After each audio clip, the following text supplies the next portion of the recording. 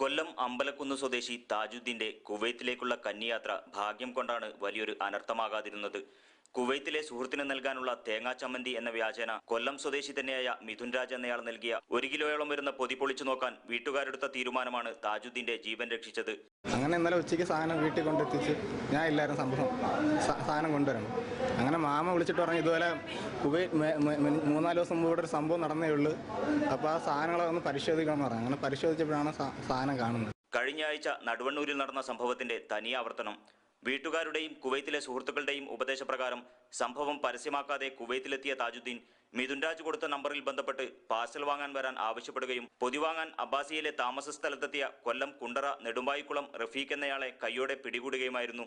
സ്വന്തം ഉപയോഗത്തിനാണ് തന്റെ സുഹൃത്ത് കഞ്ചാവ് കൊടുത്തുവിട്ടതെന്നാണ് ഇയാൾ പറയുന്നത്. സാധനം വെച്ചിട്ടുണ്ടെന്ന് കഴിഞ്ഞ ദിവസം ഒരു സംഭവം നടന്നെങ്കിൽ അറിഞ്ഞില്ലേ? അല്ല, ഇത് കൊണ്ടു കൊടുക്കുമ്പോൾ ഞാൻ അറിഞ്ഞില്ല.